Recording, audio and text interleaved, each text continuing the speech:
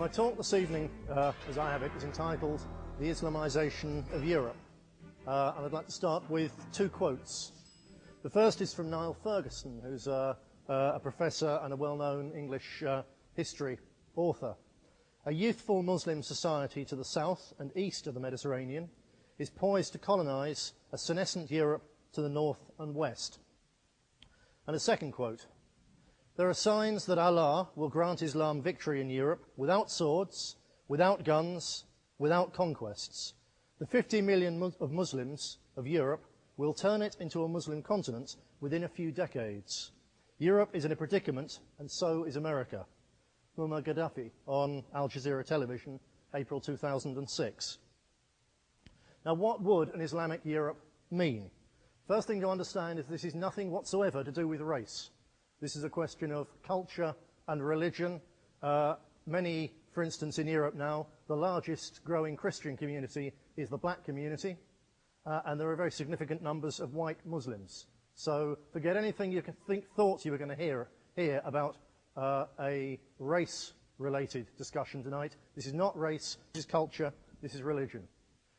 An Islamic Europe would be a Europe ruled, as are all full Islamic states, by the Quran, Sharia law.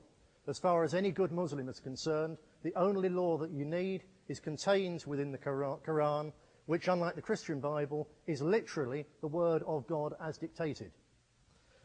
What would rule under the Quran mean? It would mean no freedom of speech, because freedom of speech is haram, forbidden. It's all there in the Quran. You don't need to think for yourself. Follow the Quran, follow the hadiths, the accounts of the preachings and sayings and doings of Muhammad, and that's all you need. There would be no democracy. You may think, well, democracy is one of the fundamentals of all Western societies. Indeed it is. But don't think it's one of the fundamentals of all societies of all time. It is most definitely not a fundamental of Islam, because again, if you have a democracy, the people make the rules. Under Islam, Allah and the Quran are the rules. There would be no common law, none of our legal system. There would be no scientific inquiry. There would be no freedom of worship or freedom of unbelief. For women, women have automatically a second-class status under Islam. It's possible to say that compared with the status that women had in 6th or 7th century pagan Arabia, at least Muhammad in the Quran gave a degree of codification and a degree of protection. But by our rights, by our standards of complete equality with women, a religion which treats women as second-class citizens automatically, a religion which says that a woman's witness in a court is worth half that of a man, a religion which says that a woman cannot have the same inheritance right as a man, a religion which makes a woman the chattel of her husband or her father, is not a religion compatible with our Western values. We have, throughout the whole of Western Europe, right now, an epidemic of what they call honor killings. These are the killings of women, virtually all of them Muslim. It happens in a few Christian Eastern European sects as well, but almost all of them Muslim, murdered very often brutally by their own fathers, by their own cousins, by their own brothers, for crimes such as falling in love with someone, not even necessarily from a different religion, but from a different tribe. In 2004, the British police force investigated 117 suspected cases of honor killing. This is something absolutely unbelievably horrific, I would say, to anyone brought up with our values, but it's what you get if you have an Islamic state. Crime and punishment. Many people on the conservative right throughout the world, Europe, America, Britain, say that there should be tougher punishments for criminals. But the idea that a young child should have their hand cut off because when starving they stole a loaf of bread, as happens in Islamic countries, is to us absolutely barbaric. But it's what you get. That, I suppose, only affects a small number of people, especially when you have those kind of punishments. But in a traditional Islamic society, everybody who is not a Muslim is compelled to second-class status. The term is a zimmi, which is someone who has submitted, someone who refuses to convert, but having submitted, accepts certain second-class positions. They have to pay a special tax, the jizya. They must get out of the road, out of the way when Muslims come. Their buildings must be lower than Muslim buildings. They mustn't teach their children about Islam unless their children are taken from them. It's a form of perpetual religious and cultural apartheid whereby the non-Muslim population is ground down. And that is the standard position under a firm Islamic state. It's not necessarily been the case under all Islamic states all of the time. Islam has gone through different periods throughout history. Sometimes it's been harsher, sometimes it's been softer. But certainly the kind of Islam we're seeing taking over Europe now is of a harsher variety. How is it happening that Muammar Gaddafi and one of Britain's leading modern historians says that Europe is going to become Islamic virtually without a fight? There's a number of reasons. Firstly, it's about immigration. Europe has been affected by a massive wave of immigration since the Second World War from various parts of the Third World, but increasingly now from Islamic states.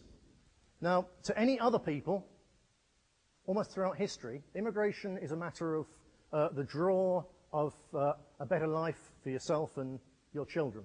It's an economic or a social decision.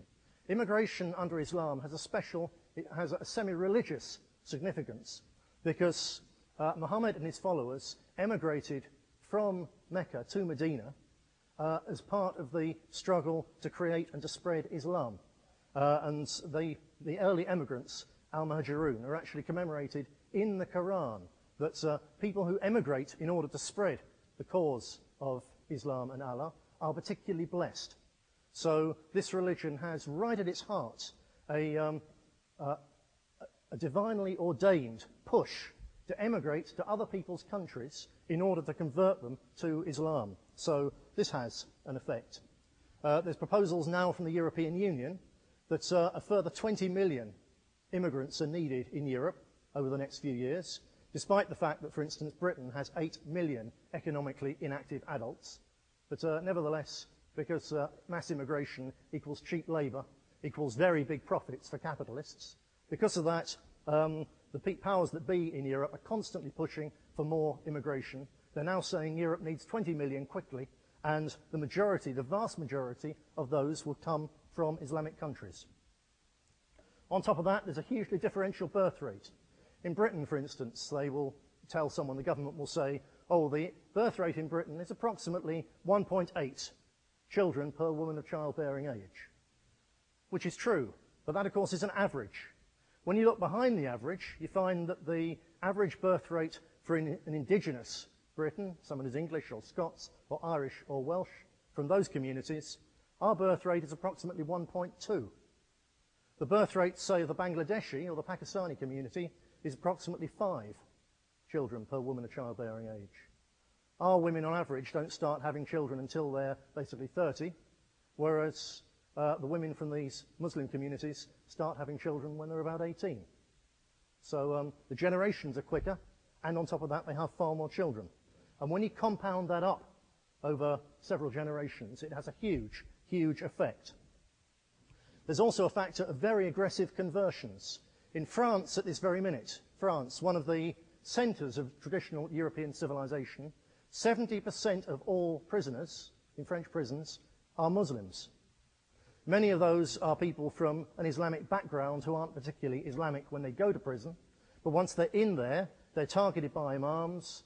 They're helped by imams, to be honest, as well. They do a good job looking after their prisoners. As a result, people go in as petty criminals and come out as reformed, fanatical Muslims, hell-bent on utterly changing the society they've come out into.